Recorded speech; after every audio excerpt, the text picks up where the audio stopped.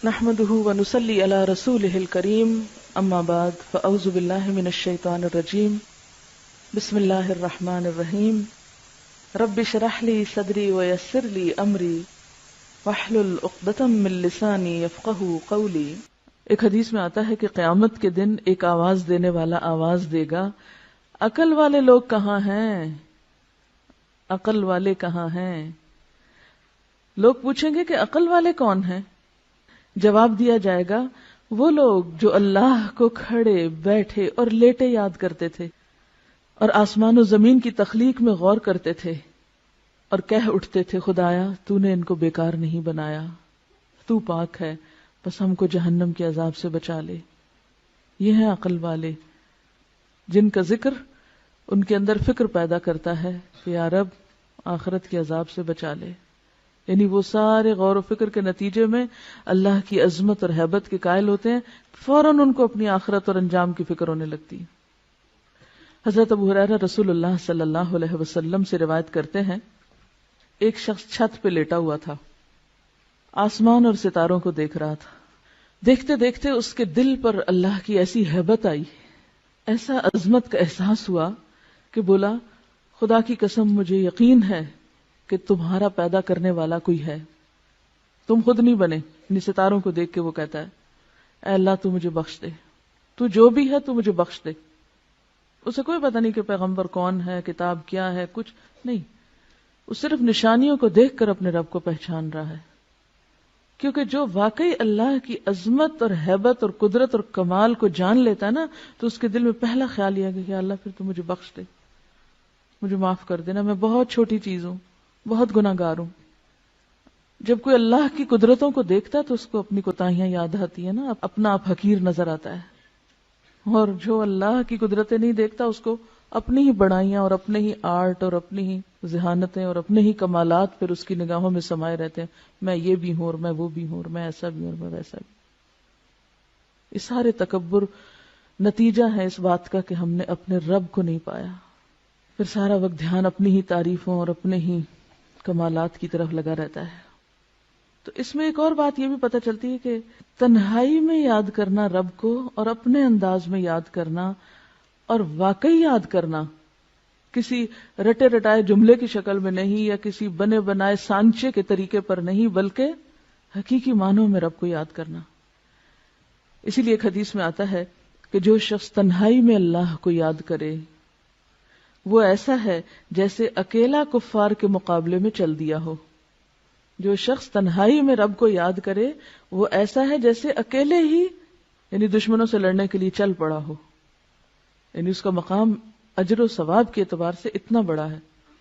ایک اور حدیث میں آتا ہے 7 آدمی وہ ہیں جن کو اللہ تعالی قیامت کے دن اپنے عرش کے سائے میں جگہ دے گا، جس دن اس کے سائے کے سوا کوئی سایہ نہ ہوگا، کوئی سایہ نہ ہوگا۔ اور ان میں سے ایک شخص کون ہوگا؟ جو تنہائی میں اللہ کو یاد کرے اور اس کی آنکھوں سے آنسو بہہ پڑے، کوئی نہیں ہے اس کے پاس، اکیلا ہے، وہ اپنے رب کو اس طرح پہچانتا ہے، اپنے رب سے اتنا قریب محسوس کرتا ہے کہ اپنی کوتاہیوں پہ نظر پڑتے ہی رو پڑتا ہے، یا اللہ میں گناہ گار ہوں، پاک تو صرف تو ہے، ہر عیب اور ہر خطا اور ہر کمزوری سے پاک صرف تیری ذات ہے، مجھ میں تو بہت غلطیاں ہیں، تو مجھے معاف کر دے۔ اسی لیے ایک اور حدیث میں آتا ہے، حضرت عائشہ رضی اللہ تعالی عنہا فرماتی ہیں نبی صلی اللہ علیہ وسلم نے فرمایا اللہ کی وہ مخفی یاد جس کو فرشتے بھی نہ سن سکیں، یعنی اتنی گہرائی میں اللہ کی یاد اور اللہ کی طلب کہ جس کو فرشتے بھی نہ سن سکیں، اس کا ثواب 70 درجہ زیادہ ہے۔ ٹھیک ہے زبان سے بھی ذکر کرنا چاہیے، بلند آواز سے بھی کرنا چاہیے، لیکن تنہائی میں جب کوئی نہ ہو، صرف آپ ہوں اور آپ کا رب ہو، اور واقعی پھر دل کے پورے تاثر کے ساتھ یاد کر کے روئیں، وہ چیز ہر ریاکاری سے پاک ہوتی ہے، ہر دکھاوے سے، کیونکہ اس میں آپ دیکھیں آپ اتنے قریب ہیں نا، آپ دل ہی دل میں سرگوشیاں کر رہے ہیں اپنے رب سے۔ عموماً آپ نے دیکھا ہوگا بچہ دوڑا آتا ہے آ کے ماں کے کان میں بات کرتا ہے، بہن بھائیوں کو بھی نہیں بتانا چاہتا، باپ کو بھی نہیں بتانا چاہتا، کبھی آپ نے دیکھا ہوگا چھوٹے بچوں کو صرف ماں کے کان میں. اب بھی کبھی میری بیٹے سے چھوٹے سے بات ہو نا تو وہ فون پر بھی سرگوشی شروع کر دیتا ہے. مجھے اتنا پیار آتا ہے نا کہ کچھ چیزیں ہوتی ہیں وہ صرف ماں سے شیئر کی جاتی ہیں. تو اللہ تو 70 ماؤں سے بڑھ کے پیار کرنے والا ہے. ہم کیوں نہیں اس سے سرگوشیاں کرتے؟ کیونکہ سرگوشی انسان کس سے کرتا ہے؟ جس سے سب سے زیادہ محبت ہوتی. دل چاہتا ہے نا انسان اس کی کان میں آہستہ آہستہ باتیں کرے جو کسی کو پتہ نہ چلے. تو جنہیں اللہ سے شدید محبت ہوتی ہے وہ اللہ سے بھی اسی طرح چپکے چپکے دل میں بھی پکارتے ہیں اس کو اور سرگوشیاں کرتے رہتے ہیں. اور پھر جب وہ ڈوبتے ہیں اندر تو واقعی ان کے منہ سے ایسے کلمات والہانہ انداز میں نکل جاتے ہیں کہ جس میں اللہ کی بے پناہ حمد ہو. عبادہ بن صامت نے آپ سے روایت کیا ہے رسول اللہ صلی اللہ علیہ وسلم سے کہ بہترین ذکر خاموش ذکر ہے، یعنی جس میں اللہ کی یاد ہے اور غور و فکر بھی اللہ کی تخلیق پر ہو رہا ہے. اور بہترین رزق وہ ہے جو کافی ہو، کفایت کرے. ایک حدیث کے مطابق آپ نے فرمایا اللہ کو ذکر خامل سے یاد کیا کرو. پوچھا کہ ذکر خامل کیا ہے؟ فرمایا مخفی یاد، ایسی یاد جو سب سے چھپی ہوئی ہے. اور اسی کے بارے میں فرمایا جو ایسا کرے گا اس کے گناہ معاف ہو جائیں گے خواہ وہ سمندر کی جھاگ برابر ہی کیوں نہ ہو. تو یہ جو صحابی کے منہ سے الفاظ نکلے تھے یہ کوئی معمولی الفاظ نہیں تھے، انتہائی محبت بھرے اور اللہ کی شدید محبت میں ڈوبے ہوئے الفاظ ہیں. ربنا ولک الحمد حمدا کثیرا طیبا مبارکا فیہ. یعنی جیسے بس نہیں چلتا کہ اور کیا کیا کہہ ڈالے. اسی لیے اللہ تعالیٰ نے 30 فرشتے مقرر کیے کہ تم اٹھاؤ اس کے ثواب کو، تم لکھو اس کو. حضرت عبداللہ بن ابی اوفا رضی اللہ عنہ روایت کرتے ہیں کہ جب رسول اللہ صلی اللہ علیہ وسلم رکوع سے اٹھتے تو قوم میں یہ دعا پڑھتے تھے سمع اللہ لمن حمدا اللہم ربنا لک الحمد ملء السماوات وملء الارض وملء ما شئت من شیء بعد.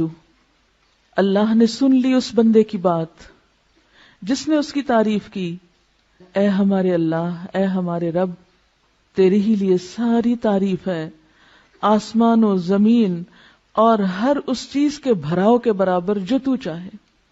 یعنی میں تیری تعریف کر رہا ہوں اتنی جس سے آسمان بھر جائیں، جس سے زمین بھر جائے، اور پھر اس کے بعد جو بھی چیز تو چاہے بھر جائے، کیونکہ میں تو پتہ نہیں اس کے بعد اور کیا ہے. ہم تو آسمان و زمین ہی کو جانتے ہیں نا، بس یہی نام آتے ہیں، ہمیں کیا پتہ ان آسمانوں کے پیچھے کیا ہے. اور آپ نے بہت سی چیزیں ایسی پڑھی ہوگی کہ آج کے دور میں بھی جو لوگ کائنات کا مشاہدہ کرتے چلے جا رہے ہیں ان میں سے بعض نے تو بالکل گھٹنے ٹیک دیے کہ ہم جتنا آگے جا رہے ہیں ہماری جہالت میں اتنا اضافہ ہو رہا ہے. تو اسی لیے آپ صلی اللہ علیہ وسلم کس طرح اللہ کی تعریف کرتے تھے، وَمِلْءَ مَا شِئْتَ مِنْ شَيْءٍ بَعْدُ، کہ اللہ اس کے بعد اپنی تعریف سے تو جس چیز کو چاہے بھر دے، وہ تیرے علم میں ہے کہ وہ کیا کچھ ہے.